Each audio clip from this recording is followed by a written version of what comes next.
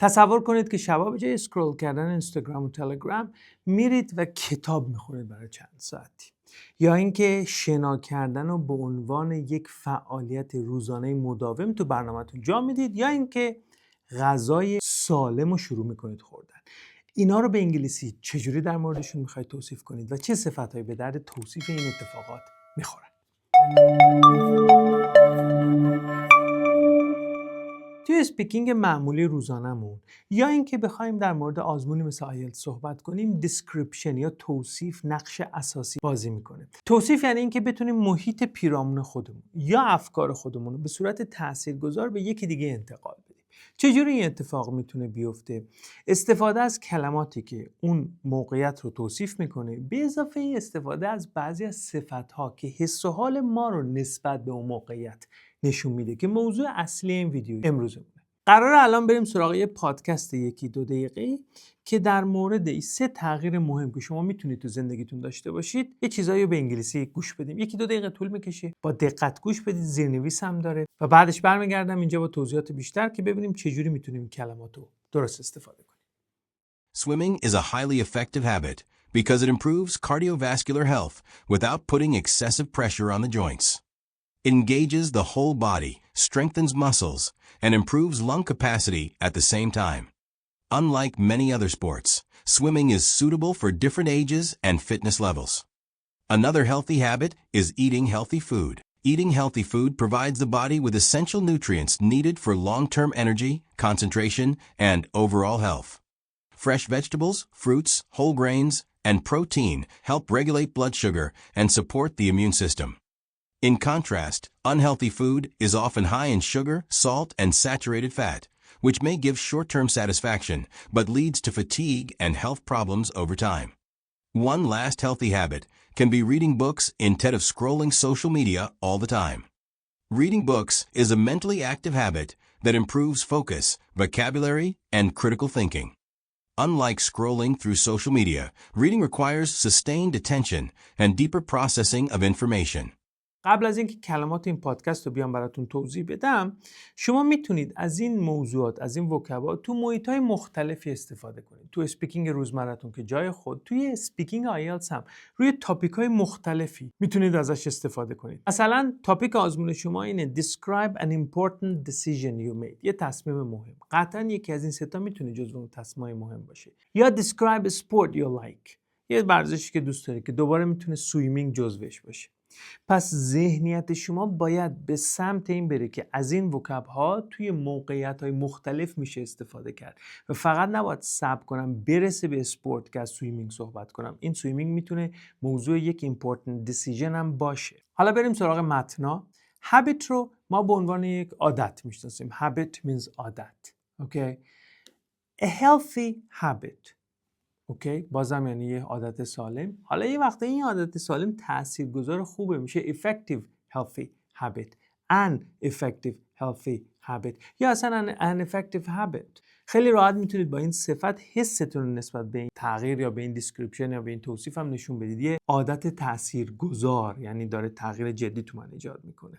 دومین صفت excessive، یعنی بیش از حد، زیاد. Excessive pressure on the joints. میگه که فشار زیادی روی مفاصل نمیاره شنا کردن.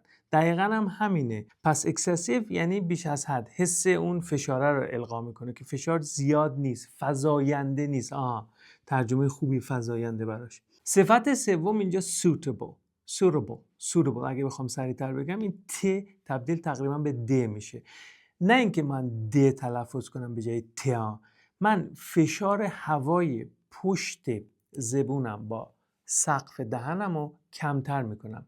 به جای اینکه بگم ببینید وقتی میگم این هوا میخوره به کف دست من. حالا اگه بگم دیگه نمیخوره به اون شدت. اگه به جای دستم کاغذ بذارم نگاه کنید، دیدید؟ حالا میگم د. پس سعی کنید که به جای اینکه د تلفظ کنید فشار هوا رو بیارید پایین. این مهمه تو اسپیکینگتون. suitable. حالا suitable for different ages. این suitable خودش صفته، دیگه نیاز به یه noun هم نداره. مثلا این آبی رنگ is suitable for you. این آبی کمرنگ زیباست، برازنده شماست، خوبه، مناسبه. مثلا نور تو این بخش الان suitable، خوبه، اوکیه. حالا شما از این صفت‌ها استفاده کنید و سویمینگ رو به عنوان یک healthy habit توضیح بدید. حواستون باشه تو اسپیکینگ آیلتس مخصوصا تو پارت 2 اونجایی که مجبورید 2 دقیقه اسپیکینگ داشته باشی، از تجربیات شخصیتون هم اگه استفاده کردید موردی نداره. مثالش میتونه این باشه: Swimming is a suitable habit. منم هفته یه بار میرم به صورت مرتب، این صفتم استفاده کنیم، به صورت مرتب میرم شنا. I regularly go to a swimming pool in my neighborhood. چطوره؟ پس یادتون باشه از مثال هایی که مرتبط به اون تاپیک حتما استفاده کنید. حسم نکنید که مثال مهم نیست، اتفاقا مثال خیلی مهمه. مثال ها رو ریزتر هم بکنید بهتره، چون طولانی تر قراره صحبت کنید. یعنی مثلا last week when I went to the swimming pool I forgot my towel and it was really difficult to dry my body. اینکه آقا من حولمو جا گذاشتم و سختم بود که خودم رو خشک کنم. این اطلاعات ممکنه در نگاه اول نامربوط بیاد یا حس کنید که او الان نمره ازم کم میشه. اولا که نه مرتبطه، دوما که نمره از شما کسر نمیکنه. بریم سراغ دومین موضوع eating healthy food. nutrients یعنی مواد مغذی، اینایی که ما میخوریم. حالا یه صفت براش میذارم essential nutrients. چقدر قشنگ‌تر میشه، یعنی ضروری، اون نوترینت هایی که ضروریه. انرژی در مدت زمان طولانی رو چجوری میگید؟ یعنی مثلا در طول روز بتونم کارم رو درست انجام بدم، میشه long term energy، درسته؟ یا long term concentration، تمرکز طولانی مدت. حالا اگه بخوایم unhealthy food رو describe کنیم، یکی از چیزایی که اینجا نوشتم کلمه است sugar. اما این خودش قابلیت تبدیل شدن به یه صفت بسیار زیبا رو داره. sugary food، غذای شکری، غذایی که توش شکر زیاده. همینو با فت انجام بدید. چرب، fat food نمیگیم، میگیم fatty food، یه دوتا تی وای، fatty food. این یعنی غذای چرب. مخالف اون long term که اول کار بهتون گفتم میتونه short term باشه. مثلا اهداف short term بیزینس شما چیه؟ What are your short term business goals? What are your long term business goals? حالا اهداف ورزشی شما، اهداف سلامتی شما short termش چیه، long termش چیه؟ درست شد؟ یه کلمه که البته حالا صفت نیست ولی اینجا خیلی جا داره در موردش صحبت کنم، fatigue یعنی خستگی ناشی از عمل کرد. یعنی شما میرید یه کاری میکنید then you have fatigue. اینو توی اسپیکینگاتون میتونید برای اینکه بگید من حال خوبی نداشتم تغییر رو گزارش کنید. I was not feeling well. I had fatigue during the day, so I decided to go to the doctor. اینو میتونید خیلی راحت استفاده کنید. fatigue به معنی خستگی ناشی از کار. boredom هم boring اینا یعنی اینکه شما میشینید یه جا خسته میشید. fatigue یعنی اینکه این بدنه دیگه انرژی نداره، دیگه نای ادامه دادن نداره، اینجور حسی ایجاد میکنه.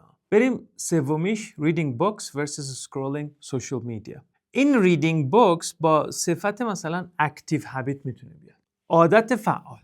حالا ولی واقعا بدن فعالیت میکنه؟ نه، it's a mentally active habit. یادتون باشه بچه ها توی سپیکینگ ما صفت، حالا تو انگلیسی کلا چه سپیکینگ چه رایتینگ، صفت رو وقتی میخوایم توصیف کنیم یعنی اکتیو رو میخوایم توصیف کنیم از قید استفاده میکنیم. It's a mentally active habit. این ترکیب این سه تا خیلی کارگشاست. پس it's a mentally active habit. حالا نمیگیم physically active habit چون خودش واقعا دیگه اکتیوه دیگه، فیزیکال نمیخواد.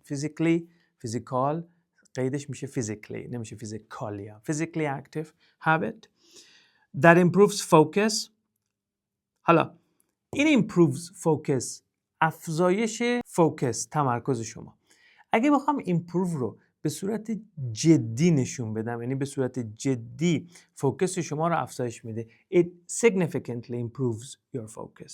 Significantly میتونه اینجا قشنگ بشینه. صفت نیستان، قیده. چرا قیده؟ چون improve فعل دیگه و قید فعل رو توصیف میکنه، صفت اسم رو توصیف میکنه. یادتونه یه long term داشتیم، long term goal, long term concentration.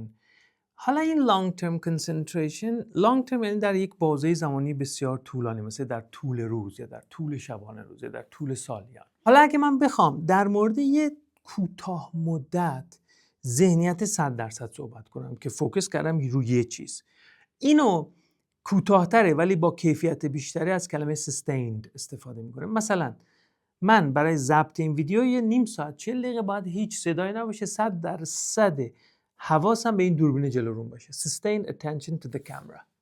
درست شد؟